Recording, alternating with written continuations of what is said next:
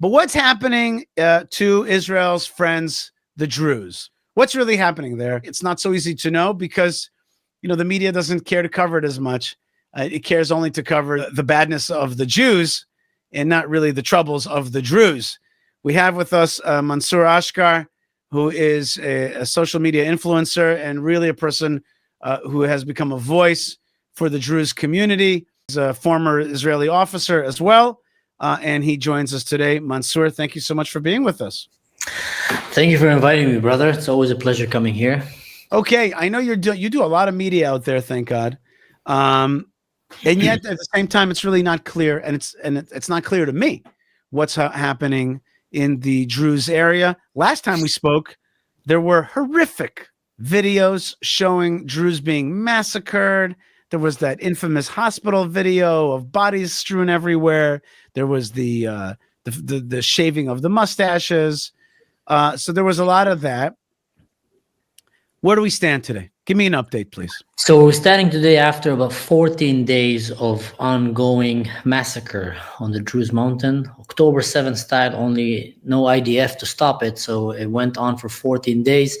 There's about 30 Druze and Christian, mostly Druze, a few Christian villages that were completely slaughtered, burned down. Up until now, the Druze are in a siege for more than 45 days already. So we're talking about a place that is not receiving aid trucks full of food and is being starved, and no one is talking about it, is the Druze mountain in Sweda. Only there it's been done by the terrorists who took over the government, but no one is talking about that. So the Druze are under siege. They have barely any food, any water, no supplies. They can't go out and recover the bodies from these slaughter villages around. There's more than 2,000 deaths, confirmed deaths. There's probably way more, but we're trying to be responsible with the numbers that we're giving. We're not Hamas that just throws numbers in the air. There is more than around 300 kidnapped, mostly women and little girls, but also men. And that's the one that are accounted for. The others we don't know. It might be kidnapped, might be killed, might be just rotting right now in the streets. So the situation is dire. And no one except from Israel is helping. No one. Now, I know there is some talks with the international community that is trying to Do you think Israel is doing enough? No, I don't think. I think Israel is doing way more than anyone, but I think someone is holding Israel's hands. And for the sake of the stability of the region, because there is people that still believe that Jawlani in Syria is a legitimate country, so they don't want Israel to get too involved in that. You think the Trump administration is seeing it that way? I think actually that the Saudi Arabians and the Qataris and the Turks, basically the Sunnah, are trying to push America, telling them, listen, don't let Israel get involved. They're going to make a mess out of it because they want to keep Jawlani because he's a Sunnah boy. Syria was under the Shia for a very long time, and now it went to the hand of the Sunnah. Now, people don't understand that the battle between the Sunnah and the Shia sometimes, transcends the battle that they have with the West. They hate each other sometimes more than they hate us. So for them, the prize that they got back Syria into the hands of the Sunnah is a big thing, and they don't want to lose that.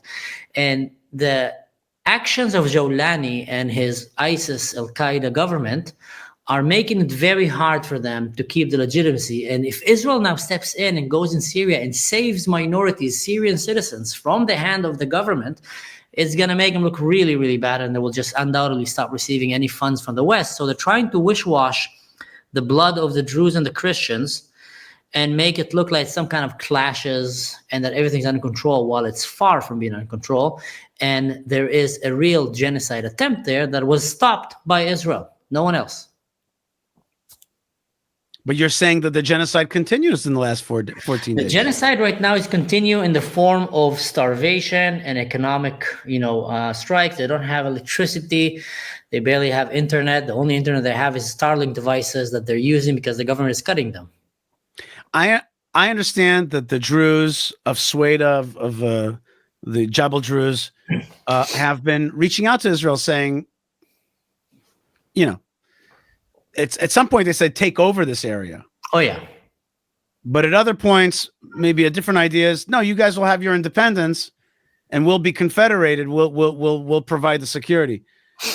Now, Mansour, my claim is that my beloved Israel suffers from a smallness problem. They don't understand that there are times to be big, and our leadership does not understand that. It doesn't understand the moment.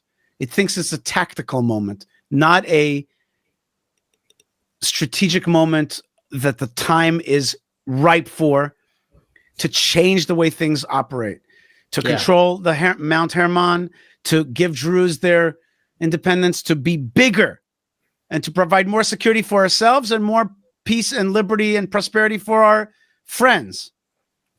They're not thinking big right now. They're thinking tactically, like you said, like it's a skirmish. Let's help them a little this, not like a big picture thing.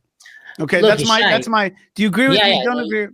Go Your ahead. opinion is very right, and I agree with it. And I think Syria does not belong to the Muslims. Syria was a Christian nation, was in the biblical time a Jewish land.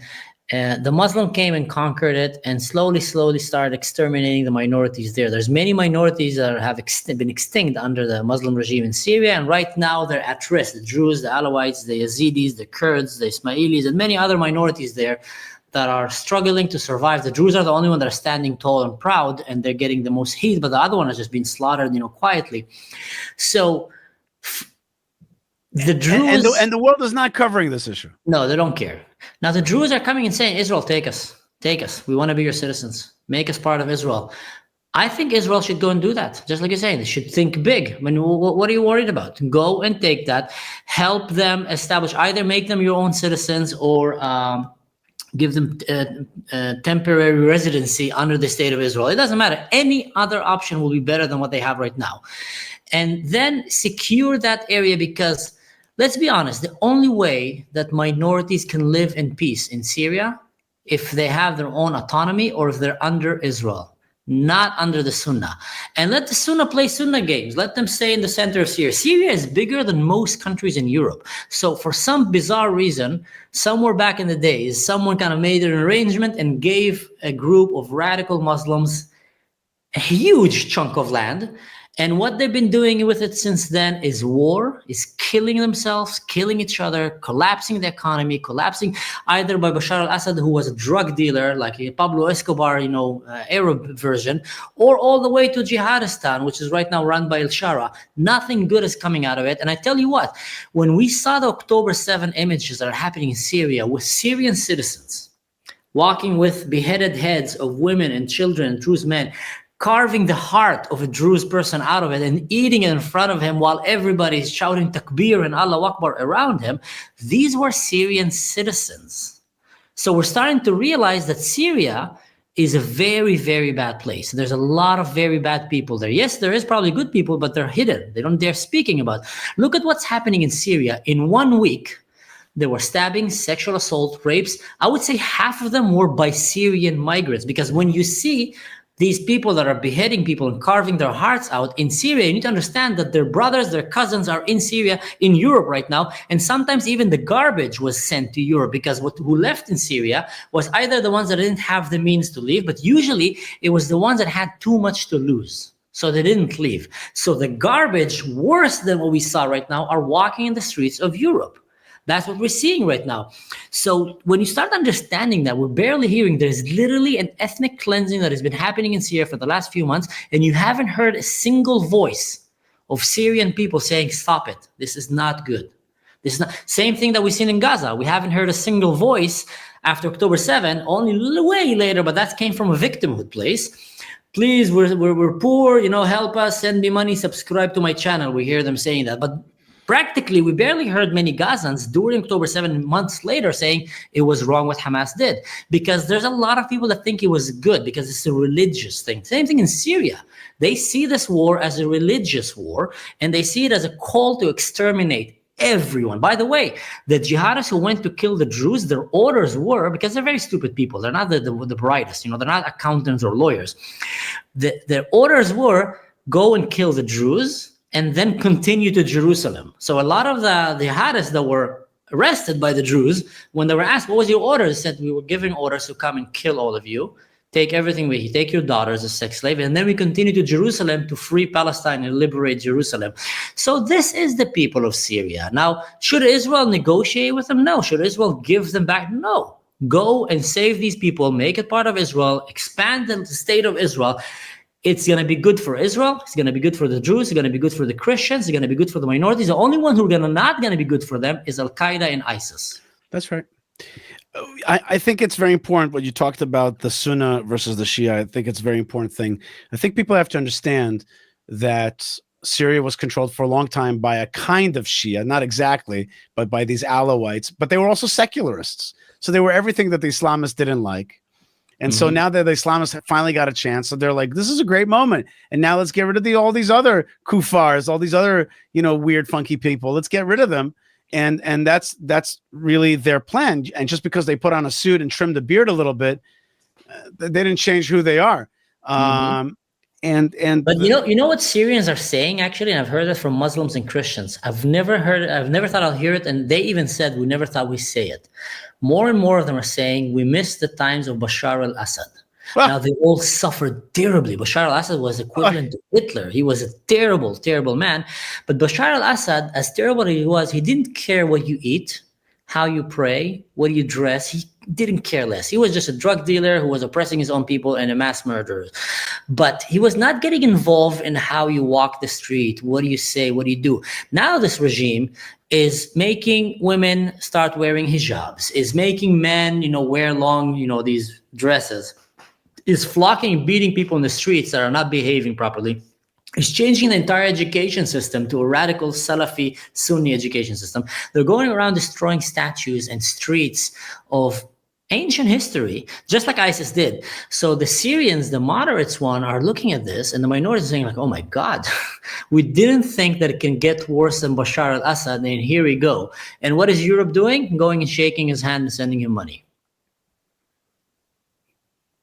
Crazy. I was interviewed by Europeans today, by European journalists. I just said to him, you guys don't see how discredited you have become in our eyes, and how unimportant you're not relevant anymore. No. You don't see it. I said to them for 3 reasons.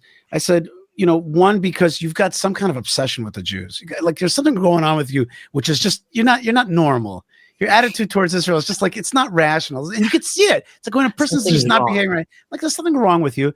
I said, second thing is that you've become infiltrated by jihadism. And we can see that. We could just see that your attitudes are just nutty and self-destructive. And it's just going to get worse. And now you're talking about the fact that these Syrians, the bad Syrians, have entered Europe, and Europe itself is not standing up for its progressive and liberal values. Where's the liberal values? And you guys, go ahead. Sorry for cutting. You know what I tell my European friends when I see them here? Because they start telling me, yeah, but minorities and migrants and etc. Tell them, guys, listen, Islam is not minorities. There's 2 billion of them in the world. And most of the atrocities that are happening in the face of this earth right now are happening from Islam to other groups. The real minorities are Christians, are Druze, are Yazidis, are the Jews. So if you want to have good migration, bring them to your countries. Trust me. If you bring the Jews or the Druze or others, you're going to get educated people. You're going to get people that support, pay taxes, that assimilate with your culture. Don't try to change you. Just tell you, let us live our life as we are, and we accept you as you are. But rather, you're defending the majority who is killing the minorities. Now, I've walked to several restaurants already in Germany because I like to eat shawarma. And usually it's Syrian restaurants. And 3 times already since what happened, I've heard them speaking in Arabic, and I don't say I speak in Arabic, I just listen. And they were saying stuff like, we should slaughter all the Druze, El Shara should finish the Druze and the Christians. One of them was even saying, if I'll see the Druze here in the street, I'll stab him myself, and etc., etc. Now, these are people in Germany. Now, I'm standing there, I'm thinking, like, listening to them talking on the phone to their friends. I was even in Zurich, and I was about to grab an Uber taxi, and I just heard 2 taxi drivers talking in Arabic, and one of them said the curse word in Arabic, something about the Druze. So I came close to listen. Now I'm there with my kid, and they were saying, yeah, that Shara should finish all the Druze. And then the other one said, but you know what the problem is? That Israel knows everything, and they always stop us before we finish it. That's what he said. And then the other guy said, you know what? If I would see a Druze here, I'll put him in my trunk right now and drive him to the forest and finish him off. My Uber taxi comes. I get away from these animals and I go inside, and he's an Arab as well. Hello, hello, hello. Then he opens the window and he starts talking to these guys who are just saying the stuff about it like they're friends. So I realize now I'm in a taxi with someone who's a friend with these guys. I don't know who he is. So my kid calls me Abba. He doesn't know another word. He calls me Abba, and he likes to say shalom to random people in the street. He's 6 years old. Shalom, shalom, walks like this. So I was afraid that he's going to start calling me Abba and saying shalom in the taxi, and then I need to explain to this weirdo, where am I from, what am I doing? And he also knows which hotel I'm going to. So I looked at my kid and I said, Raphael, let's play a game. Let's see who can stay quiet for longer until we reach the hotel. If you win, I'll buy you ice cream. And he stayed quiet for 25 minutes. But just imagine what was I thinking, feeling as a father right now, as someone living in Europe. I need to hide my identity here in Europe. Right, but that identity, but it's not even a Jewish identity. Yeah. It's a Druze in Zurich. Yeah. Is afraid of the Jihadi Arabs. My God. Yeah, that's what happened. Under the watch of this generation of Europe, of men and women in Europe, under their watch, and they love to call themselves liberal and, open-minded. Under their watch, Europe have become unsafe for Jews and minorities, and Druze, and Europe became very safe for savages, barbarian jihadists. The difference is, though, the difference is that today, just a few hours ago, I was at an event of new immigrants to Israel, including an immigrant from the UK, a friend of mine. And so we have a place to run to, which is relatively safe. Israel. Right. Yeah. Like if you're a Druze, where exactly are you going to go? United States, maybe. Yeah. But if you live there, right? If you're a Druze, you have no country to protect you unless you're a Druze from Israel or you're an American Druze. Right.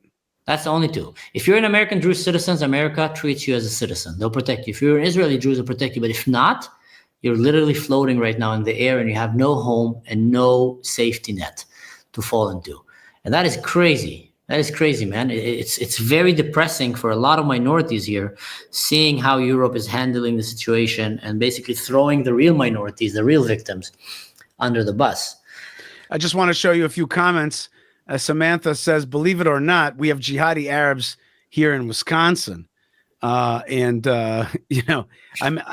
make a joke, but when I flew through Amman, I flew to Detroit first. So I was like, I flew to two big Arab capitals, Detroit and Amman. But look, not every Arab is jihadi, but there is a lot of jihadism out there. There is a lot of jihadism, and the Syrians were taught a lot of this jihadism. They've been brainwashed from youth, and there's religious jihadism, and to deny that is to close your eyes, look the other way, and to not see the problem. I am very disappointed, though, in what I heard from you tonight. It hurts me very much to see that jihadism is striking at our allies right now, and that we could be doing more. And I am in the camp of people that thinks that Netanyahu, on the one hand, is a great man, but on the other hand, he does not seize this opportunity, and he has not seized this opportunity properly. It's unfair. We had Amir Avivi on, and he says, listen, Israel's pushed back on Iran and hurt it, and pushed back on the Syrian regime and hurt it, and pushed back on Hezbollah and pushed back on Gaza. But on the other hand, Gaza still does have Hamas. Syria still does have jihadis. Iran is still planning to do this. So look what happened yesterday. Yesterday, Israel attacked in Syria. Yeah. Special forces, helicopters and drones and fighter jets. Now it's very not clear what exactly was there. Was it Turkish spying kind of bunkers that were spying on Israel? Was it Israeli assets that couldn't fall to the right hand? But either way, it is clear that we have a lot of enemies still in this region, and they're trying to advance on Israel. And right now, they're just too afraid because Israel is being very strong and acting, finally, very powerful. So people are kind of afraid, okay, don't mess with Israel, but they're seizing the moment and waiting for the chance to come and attack. Now, you have a chance here with native allies that live in that land of southern Syria. Let's come and tell you, this is our land. It's not the jihad. It's not Al-Qaeda's land. Israel, come and take us. Make us part of you. We'll give you this land. We'll pay you the taxes. We'll be your citizens. Because we've seen how is the life of the Druze and the minorities in Israel. One of the craziest things that happened since this war, and the fall of Bashar al-Assad. And I just started in my podcast, I started a new channel, I would call it, where I'm doing in Arabic episodes, and I'm inviting Druze from Syria and from Lebanon and from Israel, and we sit and we talk about how is the education system in Lebanon and Syria and Israel? How is the women's right, children's right, national service, paying taxes, social insurance? And you should see the look in the eyes of the Druze in Syria and in Lebanon when they start hearing Druze in Israel. Not only me, but I brought a teacher from Israel, a Druze teacher. When they start talking about the condition of life that we have in Israel, they're just shocked. They're like, what? We were told all this time that you guys are slaves, that you guys are third, fourth class citizens, that you guys are just mercenaries sending us cannon fodder. And now we're seeing that you guys have a great life. You guys have peace, respect, freedom of religion, you're safe. And it's literally, it's making, like I made one live and in one day it reached 20,000 views a live. I've never had a live reach that much, usually, especially not in one day. It's because so many people from the Arab world started watching and saying it's a rare opportunity where they can see real people from Israel speaking in Arabic about the life. And they're not interested to see what's happening in Lebanon and Syria. They know. They're actually getting a real glimpse now of what's happening in Israel without the government kind of filtering for them. And they're seeing the truth. And it just shocks them. It shocks them that I've received my education from the university for free in Israel, because I had a scholarship because I was a Ben Miutim, a son of a minority. So literally, the government paid for my education because they wanted to support minorities. On top of that, I was a minority who served in the army, so I got another scholarship. I made money during my time as a student because I had so many scholarships supporting me. You're a Druze, you're a minority, you served in the army, I volunteered with street kids, take more money from the government. And they were looking like, what? Here, the government steal our money. They don't give us any education. They kidnap our children. That's what's happening there. So it's making a lot of waves. And I think a lot of Arabs right now are starting to see the life in Israel minority and thinking like, oh my God. That's right. We don't want to be under the Islam. I think that it's absolutely key in general to make more programming in Arabic. I think that Israel does not make enough programming in Arabic. I think that Israelis and people around the world don't understand what a mind control so many Arabs are under around the whole Arab world, even today. And you have to make it. If you've got that language, you've got to be able to say it. I just want to put up a comment from my dear friend Ann Stacy, who writes, it's hard to have an advertised pro-Israel event in the Dallas-Fort Worth area. That's crazy. I was supposed to be at that event. Mansour, I was supposed to be at that event. And jihadis threatened to shut this event down, and the police just backed down. They said, oh, we can't do anything about it. Texas! Now, truthfully, I never thought I'd see Texas bending a knee to Sharia like that. Yeah. I'll tell you, it was surprising. I think actually that had there been more preparation of them, there had just been 2 attacks in the United States against Jews. Remember the Washington, D.C. attack and the Colorado attack. And so it was immediately after that. And so the police was just freaked out. But the fact is that we had to cancel that event. I'm very disappointed because, I always expected the Christians in Texas, and I know great Christians in Texas. Sure. That they kept saying we're never going to let it happen. Because, let's be honest, if you go to a pro-Palestine demonstration or pro-Syria demonstration or rally, people that are pro-Syria, pro-Palestine, the chances that you're going to have there people who are pure anti-Semitic, anti-Christians, and Nazi lovers, literally, people who love Hitler, I think it was right, is very, very high. I'm talking like high percentage. You're going to have more than half of them that say, yeah, we actually like what Hitler did. We want to see Israel destroyed, and we want to see the entire world fall under Sharia. So these people are undoubtedly not friends of the West, not friends of the Christian world, not friends of America. So having them feeling very comfortable to go and do these demonstrations and walk, like if you would be living in Syria right now or in Gaza and you dare to walk in the streets and just say Merry Christmas, you'll get killed. If you dare to walk in the street and say, Jesus was right, he's the only way, they will slaughter you.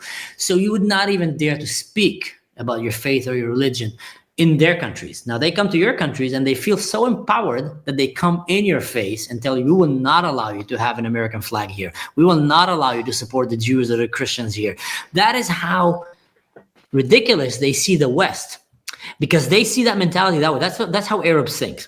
They think if they were strong, they would not let me do what I would not let them do where I live. That's how they see it. So if they come to my land and do that, I'll kill them. Right. I go to their land, I can do whatever I want. I can attack their girls, take their daughters. Look at the UK, and they won't do anything to me. Actually, they will protect me. So the Arab world is seeing that as a pure weakness of the West, and they're exploiting it. Because, Mansour, before jihadism, the first thing you have to send in order to let jihadism take root, the first thing you have to send in is progressivism. Yes.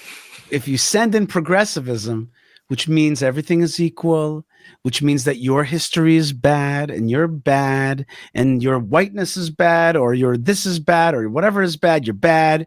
And you know what else is bad? Family. Your family's bad. You don't need family. You can have these alternatives and that's just as good and all that kind of stuff. Mm-hmm. You send in all that stuff, you undermine the defenses of society.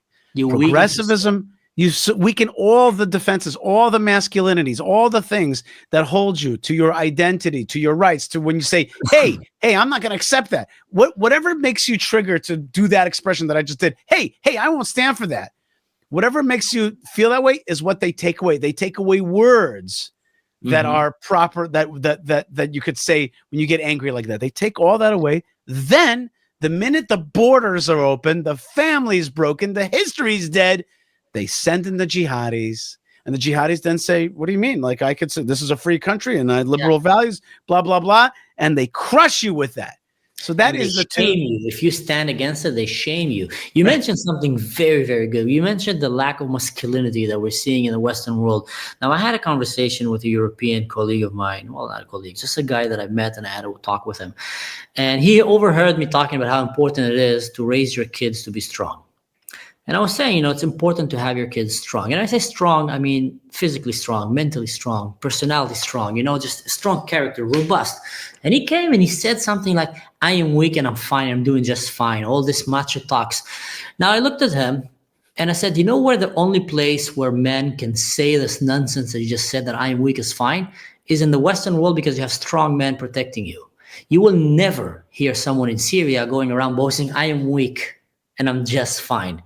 You will never see someone in Africa going saying, I am weak and I'm just fine, or in Afghanistan or in Gaza, or in the Middle East even, because they know that weakness is weakness. There's nothing good about being weak. You shouldn't aspire to be weak. You should always aspire to be strong. And there's nothing toxic about that. And when I say strong, I'm not talking that you need to be Arnold Schwarzenegger or I don't know what. I'm talking strong in terms of you stand your ground, you have values, you have discipline, responsibility, you take it seriously, you know to differentiate between good and evil. When evil comes to your door, you know to stop it. But in the West, we became so ashamed of being strong, and anyone who shows some signs of strength of character, strength of body, is many times shamed by all this woke, meek, weak kind of progressive people. And that's exactly what he talked about. When you have that, this culture is just ready for the taken. Ready for the taken. Other strong men will come and take your country from you. That's it. And I mean, and what's amazing to me is that when I was speaking to that German journalist, he was surprised when I said these things to him. He was just like, I'm like, you do understand that we totally discount you, that you are not relevant anymore, that we see you as totally mentally lost. And he's like, yeah. And I don't know, there was like a surprise in his tone. This is a personal Mansour, this is a personal assessment that I've had about humanity. It's one thing to have bad traits. We all have bad traits. We all want to eat the cookie that we're not supposed to eat, or smoke that cigarette, or steal that money, or we all have the traits. We all deal with it. The difference is haughtiness or humility. When you have humility, you're like, listen, I have a problem. I'm a little bit of a klepto. I want to steal things. I have to overcome it. I have a problem. I'm a little bit lazy. I watch too much TV. I've got a problem. I open up the freezer. I eat too much ice cream. I have a problem. But then you can be healthy if you have humility. If you have humility, you can deal with your problem. The problem is when you have a bad trait and you couple that with haughtiness, when you're like, no, I am the moral authority. I am better than you. I know better. I'm smarter. I'm the smartest person in the room. I am a moral gift to you. When you have that coupled, I'm virtuous, and therefore I will do virtue signaling. When you have that coupled with a bad trait or bad policy, it's very hard to get out of it. That's where the Europeans have a problem. The problem is a deep haughtiness. And they just the French have it, and the British have it, and the Germans have it, and the Swiss have it, and that haughtiness doesn't let you be like, hey, we got to reverse direction. We're losing ourselves here. What the heck is going on with us? We're losing ourselves. It's kind of, when you're saying that, it's kind of surprising me all the time how simple are humans. We like to think that we're very, complicated and sophisticated, but I think many times pride and just not willing to admit that you are wrong is just way more important than the truth to many people.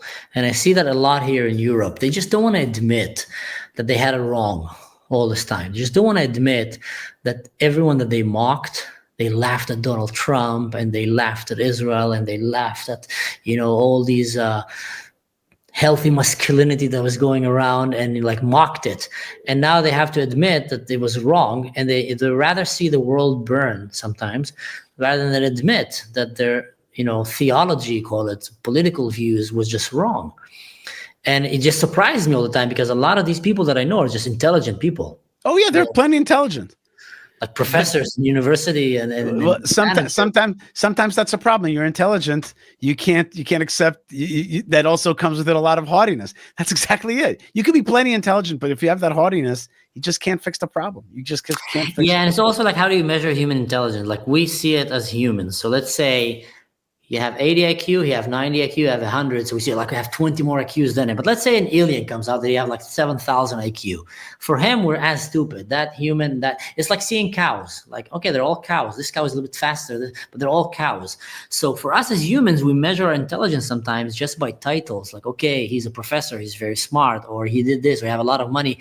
But technically, looking at the way that life, I've seen taxi drivers that were way smarter than professor at university. I've seen truck drivers that had way much more wisdom. I've seen simple mothers that didn't finish school and just stayed at home to raise their children way, way smarter than, people that have, millions of dollars and traveling the world as businessmen and I don't know what. So intelligence is not necessarily making you immune to this self-destructive, prideful sin, where you just don't want to admit the truth. And just like I said, you'd rather see the world burn down than admit that you were wrong. And that's very dangerous, and that's very selfish also, because, you've been handed a very good life. Like our generation, my generation and yours, were handed a very good deck.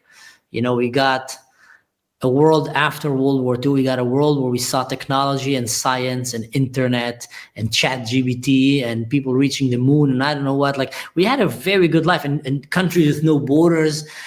And Europe was beautiful economy, global economy, being able to travel. The fact that I was able to go to Japan as a Druze from Israel is insane in my eyes.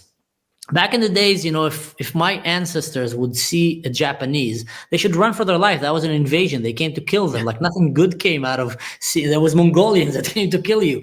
So now there's tourism. Like, we're living in a very good time to live with a lot of freedom. And then what do we do with it? We welcome in the same people that fought to take that freedom from us, and we managed to defeat them and stop them. We welcome them in, and we start defending them while they're taking the freedom from under our legs. They're trying to rob us from our freedom. It's the same empire that was trying to do that before, only thanks to very brave and strong Christian knights who went and fought them and defeated them and pushed them away from Europe. We have the Western civilization that we live in today. Now, these people are inviting them right now to come and destroy our life. And we're going to end up giving our children I already see it. We are already giving our children a worse world than we had. Like, absolutely. I look at my childhood and the childhood that my kid will have. He needs to hide his identity as a Druze, as an Israeli. Like, he's screwed from both sides now. He can't say he's an Israeli. He can't say he's Druze. Yeah. And you think that Arabic speaking would have been an advantage, but you know what, Mansour, I agree with you on the face of it that it could very well be that our children will inherit a worse world, but there's also opportunities here, at least from the civilization that I'm representing. that there is an awakening. I think that there will be a betterment. First thing, there are many Druze who are safe here in Israel. Second thing is that I think that Israel will have an awakening. It's being forced. I could see the hand of God is forcing Israel to have an awakening. And I also, you're in Europe right now. I could tell you, maybe you haven't been here in a while. Maybe I could tell you that inside the country, there's tremendous hope, energy, cafes, life. Women are pregnant. Buildings are going up. It's not down inside. Sometimes the state of Israel is a little bit more like Noah's Ark. It's closed, and inside the animals are there, but we're surviving. And I know that we're going to get through this period. I believe that at the end of this thing is a light, that we're going to overcome it. I think that, yes, you're right. Europe is pretty much lost, and they're haughty and they're pathetic and they're becoming jihadists. But I think at the same time, that's not going to lead to any real growth. And there are countries that want growth. There are countries that want a future. And I want to believe, though, not believe, I'm fighting just like you're fighting for a better inheritance for our children, for a better life for our children. In this case, in our case, we have to be bigger. Israel's got to be bigger. It's got to want to be bigger in Gaza, in Lebanon and Syria, and to help the decent peoples of those, what I have a name for that. I call it Liberation Nation, right? That's the brand. Liberation. I think the first step, if we go back to the Druze in the mountain, is to help create a humanitarian corridor that can reach them. Like I said, there've been. Tell me more. What do you give me technically what you mean? So the Druze are on a siege right now, and no one can reach them. They can't go out. I have my cousin there, who's a man my age, a father for 3. He got shot in his leg while he was defending his home, and he fainted, woke up in the hospital, and now after a few weeks, they're about to amputate his leg because no ambulance is able to reach that mountain with simple screws and a kit to make surgery, because they went and burned and bombed their hospitals. So if you're a father for 3 in Syria and you lose your leg, that's a death sentence. There's no social insurance. There's no medical care. Now you become a beggar. You walk in the streets. You can't work. You depend on other people's mercy. You can't defend yourself. You become a weaker person. And that's one case. There's people who die there because they don't have insulin, because they don't have the medication that they had. They're really starving and dying. And this can be solved immediately if Israel will go and open a humanitarian corridor to them immediately. Where to where? From the Golan From Heights? Majd al-Shams, northern part of Israel, through the southern part of Syria by the border with Jordan, all the way to Sweda, the mountain, because Sweda is in the bottom of Syria and they have a border with Jordan. Surprise, surprise, Jordan doesn't want to open. That's exactly why I was asking you technically what you meant by that. Because of that, because Sweda is not exactly bordering Israel. If it was, there's several million Bedouins between them and Israel in the Dara kind of desert. And these are the Bedouins that are affiliated with ISIS and Al-Qaeda, and they came and attacked them again and again and again. Now, that's the Bedouins that Israel is, by the way, doing raids on them constantly because they're taking away their weapons because these guys are just terrorists. Right. So if Israel helps the Druze receive a humanitarian corridor, let's stop talking. Europe is not going to do anything. America is kind of a bit far, and it's most likely what America needs to do is just give Israel the green light. That's what I think. So if they help them with a humanitarian corridor, we managed to save that mountain, and we gave them the blood vessel to stay alive, literally. So I think that's one of the first things that I hope and I pray that Israel will do. It's something that is very feasible for Israel to do. They have no natural predators in this region that can come and challenge them. They can just go and do it. And then that corridor would have to go through the Bedouin desert area and through North Jordan. Through the Bedouin desert. And I can offer a solution. I can offer a solution. Air Force from Israel. Don't risk Israeli soldiers. Let the Druze protect that route. Give them weapons, give them some training, let them stand and protect their ground. They will gladly do that. They will gladly protect their lands and their family. They're seeing their children starving. You know what happened to a city under siege? Soon enough, they'll start eating each other alive. The best people. you start seeing a little bit of someone get some food, and you think of your children, and you want the food, and you love him, but then you see your child is starving. That's a very bad place to put someone in. And they're reaching that point right now, and they're begging, Israel, come and take us. The world, come and save us. So if Israel opened that humanitarian corridor, give them air support, let them go and guard it, they will come back and forth between the border of Israel. They will get medicine. They will get supplies. They will flourish. They will flourish. And you mentioned that Israel needs to change a little bit the way they think. Israel should start behaving like America. Start strengthening your allies. Start taking care of your allies, because it's in your interest that your allies are strong. The world is a very dark place. Darkness is trying to take any place that have light. Now, don't try to bring light to all kind of dark places. Let's keep that from stage 2. Try to maintain the candles of light that are in this middle of this darkness, because these are your friends. These are your allies. Don't let it be quenched. And right now in Syria, there is little beacons of light there of allies of Israel, allies of the West, allies of the Christian world, of America, of Europe, that are about to be exterminated by the darkness. And if we don't step in, first of all, it's not a good thing to do. I think Israel is called to be a light to the nations. And I live in Israel. I've seen it. I've seen the best times of Israel is when Israel is being a light to the nations. The best time that I've seen my Israel is when Israel had running, flowing water, when we were doing so good that we're blessing others. So in that case, I think it's going to be a blessing that will come back to Israel as well. Bless your neighbors, bless your allies, and the blessing is going to come back to you. And through that, you will make a better future for the Middle East, but not by saying, you know what, let's see what happens with them. They die. You're next.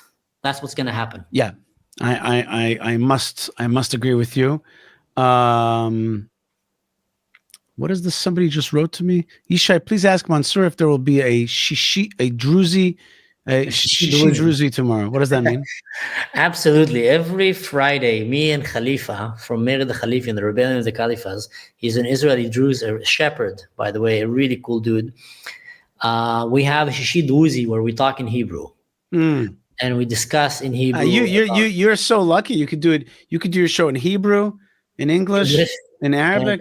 Yeah. I've been running like 3 platforms. Amazing. Unknowingly, just jumping from one to another. Sometimes when he sends me a message, hey, we're gonna talk tomorrow, I ask him which language, because I really mean it. Like, is it gonna be, because I want to make a thumbnail. Is it gonna be Arabic, Hebrew, and English? Just let me know. So yeah, we're having it every Friday, Shishi Druze. Absolutely. It's a must. We never break it. Very good. Mansour Ashkar is a influencer for the Jewish community, has been an officer in the Israeli army, is currently in Europe, but is fighting the fight to get the consciousness of what's happening out there clarity.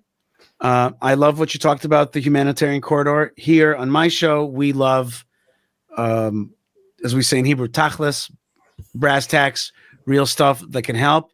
I think that right now, you guys on the Druze area level have to lobby also the Trump administration. I would lobby here in Israel. I'll lobby for you. I'll go next. Well, the Knesset is out of session right now, but I will lobby right now. You tell me the talking points. I'll go lobby myself right now. I have friends. I have a lobbyist who's working on the biblical highway. I hired a lobbyist. Great. It's awesome. Wow. It actually works. You need to super lobby in Israel because it's such a bureaucratic country that you need to lobby just to get anything going. And we have Knesset, we have Druze Knesset members. They've got a lobby. I hope you're in touch with them. And they've got a lobby as well right now. And we got to get this stuff going. And there should not be one more Druze life lost. And the jihad's got to be pushed back, and Israel's got to think big. And that's the calling of our time. Mansour Ashkar, people can check out your various languages and your social media and YouTube. We want to thank you so much for being with us. Here is Yo just put up Mansour on YouTube, which is Mr. Sahbak. Sahbak, which means like buddy, your friend in Hebrew, Mr. Sahbak. It's when I opened my YouTube for the first time like 15 years ago, and I forgot that I opened it. I just wanted to listen to a Metallica song or something. Right. And I called it Mr. Sahbak and forgot I have it. That's right. That's right. Very good. God bless you. Yo is asking, is there a traditional Druze language that is different? No, right? Druze speak Arabic. Yeah, Druze speak Arabic like regular Arabic, but they don't like to be called Arabs. Most of You them. know, Some it's do. happening. You know what? Before we finish this, that's a very important thing to mention. And you start seeing it more and more now. A lot of minorities in the Middle East, adapted the Arab nationalism and the Arab identity because they had to survive. Right. They had to pretend to be Muslims, and they had to, adapt the Arab traditions because they were conquered by the Arab and the Muslim empire. And many of the Muslims that you see today, or the Arabs that you see today, were not necessarily Arabs before. They were other religions. They were just either conquered, killed, and converted, or through generation 2, 3. For example, Druze in Jordan pretend to be Muslims. They pray the prayers like Muslims. They read the Quran like Muslims. So 1, 2, 3, because they have to survive. So, because if they say they're Druze, they're kuffar. So 1, 2, and Jewish people have had those periods as well, right? Where we lived under Islam. The Rambam, the Maimonides told us, okay, you have to sometimes hide and act as Muslims in order to survive. They changed their family names. Yeah, a good family friend of mine in Israel, they're from Holland. Their last name is Bueno de Muscat. And I asked her, they're very Zionist family. They made Aliyah. I asked them, what is Bueno de Muscat? And she told me it means a good mosque. And I said, how come a Jew have a good mosque as a last name? She said, well, we had to hide our identity and pretend to be Muslims. So a lot of the Druze now are coming and saying, we're not Muslims, we're not Arabs, we're Druze. Only we had to hide that identity and adapt these ways. Now, with that said, the Druze are coming from the Arab world. They have the Arab tradition, the Arab food, the Arab language, and etc. But they don't see themselves as Muslims, and many of them don't like to be called Arabs. I don't mind because, we're from the Middle East, and most of us in the Middle East are Arabs, considered today. But if you go down, by the genetic researchers, you'll find that you came from different branches or I don't know what. But yes, many Druze today, especially after what is happening, are trying to detach themselves from the Arab identity and image because they're seeing that there's a lot of bad connotations that is happening there shamefully. And it's not a good nickname to have today in Arab after seeing what the Arabs are doing around the world. And what they're doing to the Druze themselves. Yeah. That's right.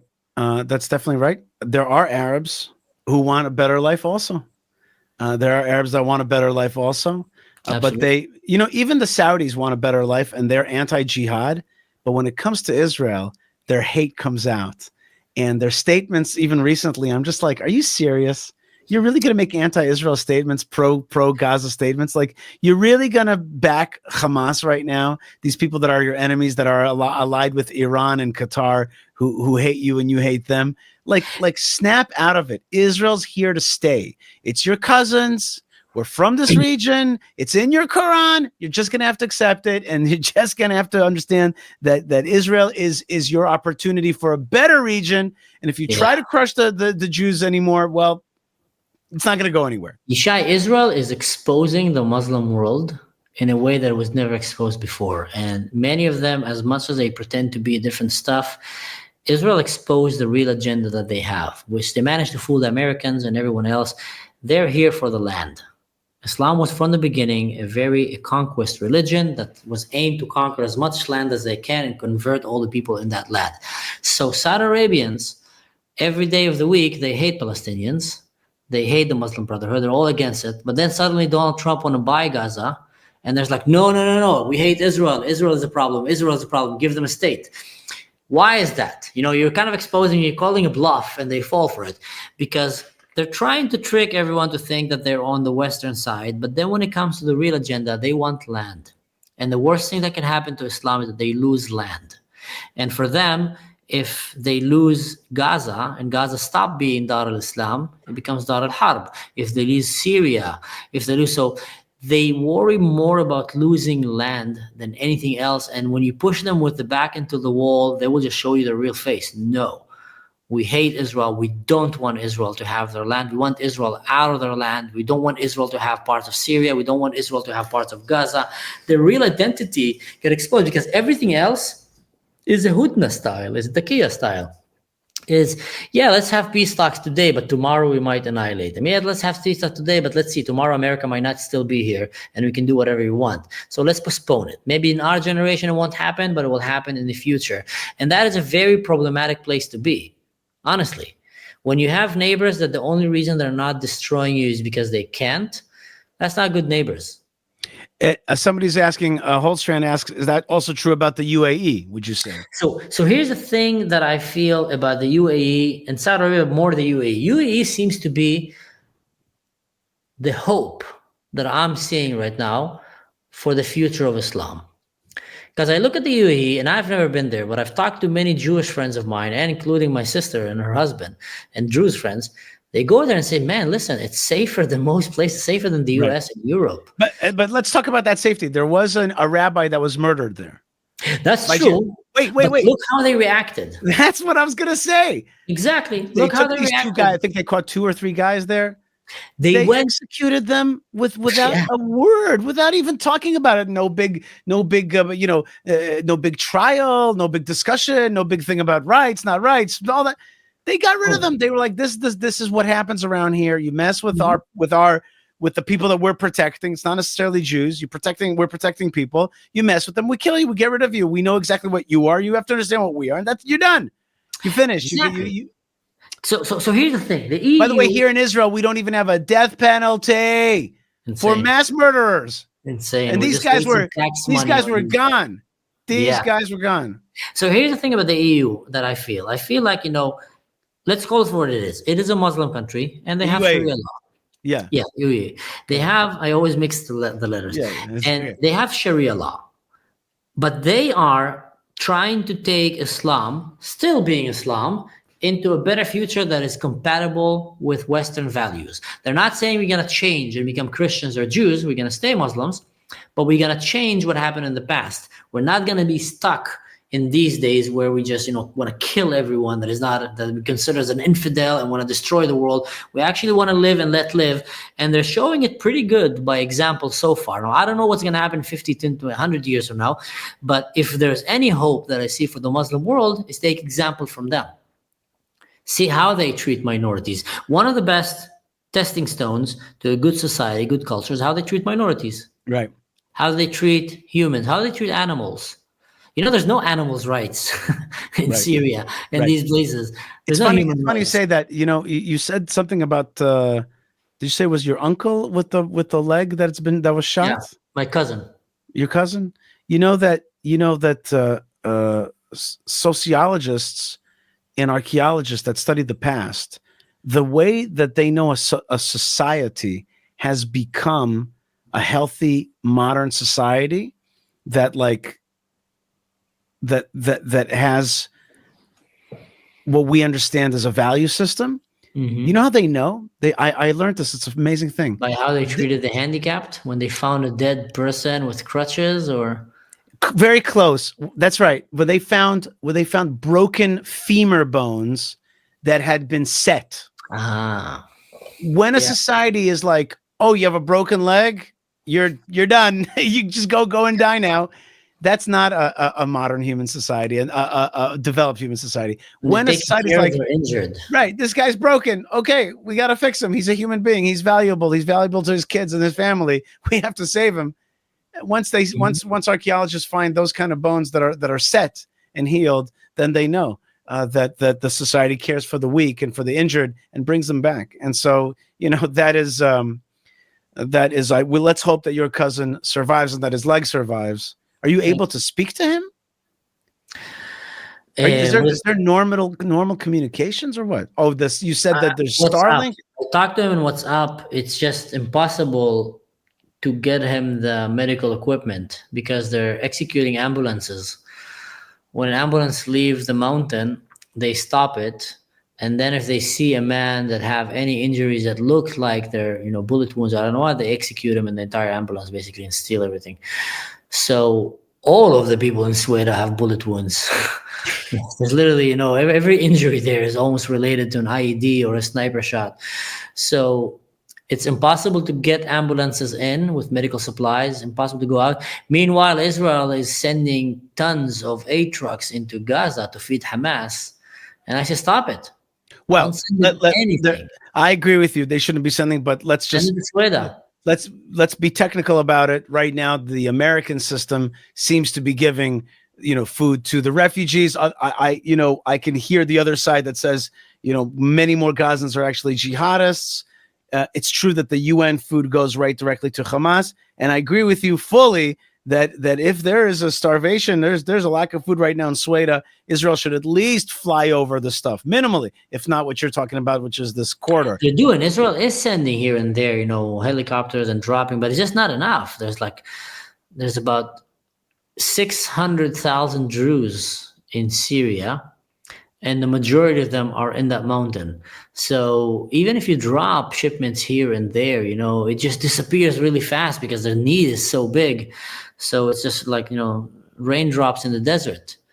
You need to really open a humanitarian corridor, do something serious that will help save that Okay, so now you said a second thing, which I like very much. Your point is, and this is like a lobby type point, which is, look, you're sending all this food out to these guys.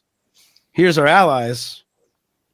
The Gazans have proven to be generally enemies of Israel. Here's the Druze.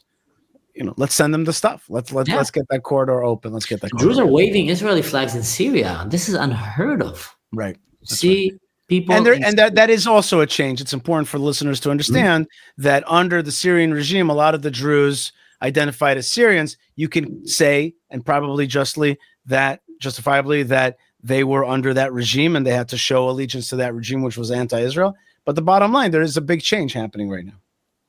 Yeah, and you know what? Even if you ask them then in closed doors, small conversation, what do you think about the Jews? Even the ones that were the most ignorant and didn't know anything and barely heard, they would tell you, we have no problem with them. They're our cousins. That's what they said. That's the one that barely knew anything and just heard pure propaganda. The ones that talked a little bit more to Israelis, they knew it was a lie. They just knew that they can't say it. I have another relative of mine who was imprisoned in Syria for about 1.5 years or 2 years, I think, because he was found that he had a phone call with his relatives in Israel. And being in a jail in Syria, the Bashar al-Assad regime fell down, so he was able to go out, but people don't survive. Oh, he's one of the people that got out when the prisons. Yeah, but just for a phone call. Right. So that's the reality of how oppressed they were there. And of course, they're not going to come and say, we love you, Israel. That's going to be a death sentence for him and his entire family. But now, first of all, their back is to the wall, and they realize there's literally no future for them there. And they're not afraid anymore. They said, we're going to openly say it. Israel, come and save us. We are your allies. We love you, Israel. Thank you, Israel. People are wearing Israeli flags in Sweden. Right. And by the way, you don't hear that in the European news, right? The narrative that here's a minority that's no, Israel is actually a force of stabilization and prosperity around here. You don't hear that. Fake. This is how fake the European Western news. You'll see a baby that have some kind of genetical disease. His mother is fat, his brother is fat in the background, but he's starving. They'll put the picture, all news outlets will come and say Israel is starving the Gaza. Now it's a lie. It's a blunt lie. And they were all saying that song. Then you see minorities in that kid, and don't forget that kid's in Italy getting treatment because Israel sent them out to get some kind of genetic treatments. Yeah, exactly. Now, and then you'll see the real starvation happening in Sweden for a real minority, by the way, from under Islam. And they're going and saying, thank you, Israel. Please come and save us. You saved us. We want to be part of you. Radio silence. Why? Why not put that story? That's a very interesting story. Why not put it out? Why are you hiding it? Because literally, it's hiding that story. It's not like that story is not available. You have it on social media. You have people posting it. It's there. So a journalist right now who's sitting and thinking, let's see, which kind of interesting story I can give my people? CNN, Fox, all these guys. What can I give my people? Oh, that story is going to make Israel look good. No, we can't show that story. That story is going to make the Muslims look bad. No, we can't show that story. That story is going to make Israel look very bad. It's going to make the Muslims look like victims because that is their card. Let's put that story. So what did that tell you? That undoubtedly, Western media have been bought by communist and jihadist money. Undoubtedly. I think there's you don't need any more proof. Every day you see that. You should have seen this New York Times that I opened up. New York Times, I couldn't believe it. Page after page of starving Gazans. Israel's bad. I couldn't believe it. Nothing about the Druze in Syria. No. Nothing about the Druze in Syria. Nothing about airdrops in Gaza. Nothing. Just no real news. Just a propaganda anti-Israel piece. Okay, and then, but you know what? But I tell you, at the end, these people become irrelevant. You know, anti-Semitism in the end destroys the whole society. Jihadism in the end destroys the whole society. Irrelevance makes you irrelevant at the end. It shrinks you. All these people that are say America first, we got to get out of international issues. I say to them, what is it that you want? You basically want to shrink America. What are you so proud of yourself? All you are is a self-shrinker. What do you want? What do you? Oh, look at me! I'm protecting America. No, you're not. You're shrinking yourself.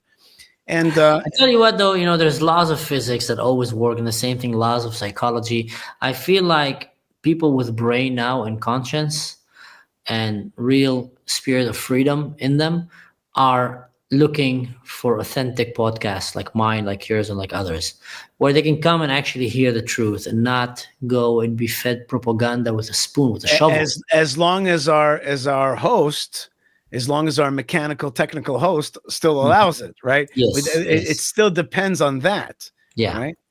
We still depend on that. They can always pull the plug on us Yeah. and silence the truth from their platform. But I think in general, the moment that you start silencing the truth, it will turn back at you. Like, when you start adopting darkness as your ally, you're going to become a very dark person. That's right. And I feel like this is what's going to happen a lot of times with this, CNN and all these outlets. They're going to have only the garbage of humanity listening to them, only very bad people and propaganda and fools listening to them.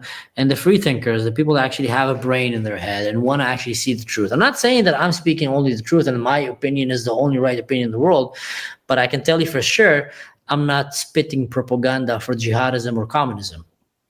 I might be wrong about some things that I say. You might be wrong, but we're doing our best to actually give a proper picture from where we come from. And I think people see that.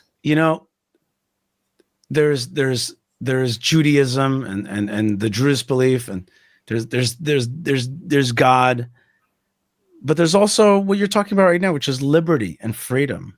I love liberty, man. I have to tell you, it took me. I grew up in America from the age of 8.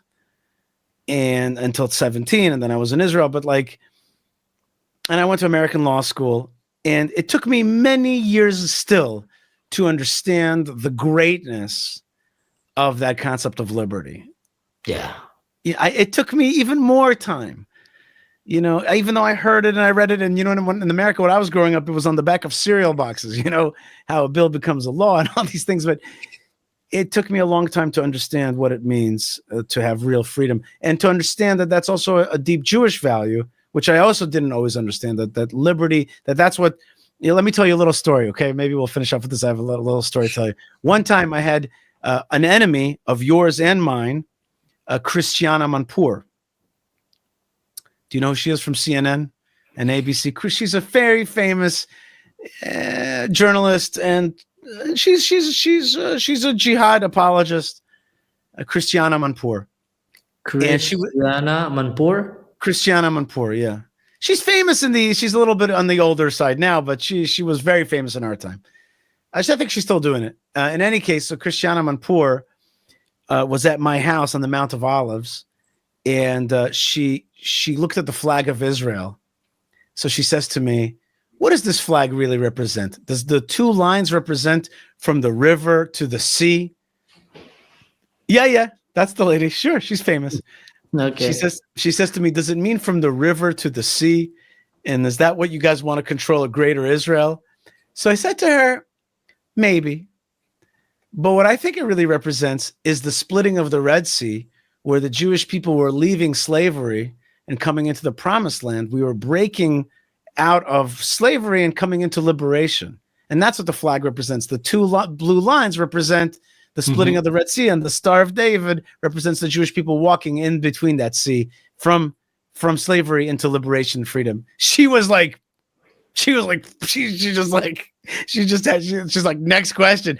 That they don't like these kind of answers. No, they don't like it. But the point is that I do think that there's a moment here. The moment is for Liberation Nation, and I really do pray for the but more than pray, we have to do and act to protect the Druze and the other minorities that you mentioned as well that need to be protected. And for Israel, this is an opportunity to be bigger and stronger, and therefore bring a better outcome for the peoples of this region and the children of this region. There can be prosperity October 7th can be an opportunity. There can be prosperity around the corner. There can be a liberated Druze state. There can be a liberated Kurdish state.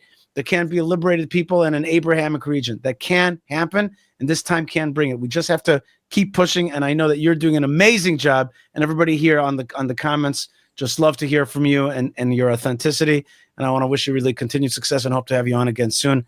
Mansour Ashkar, thanks so much for being with us today. Thank you for having me, sir. God bless you. All right, folks, that was Mansour Ashkar. He is a really, and he does it, not only does he do it in English, he does it in Hebrew and in Arabic. I got to take a lesson from him and maybe start doing more video in Hebrew and in Russian, which is the other language that I speak. All right, folks. Yes, Mansour, thank you, folks say. And I want to remind you that we're broadcasting live from Judea, and you're a part of it wherever you are.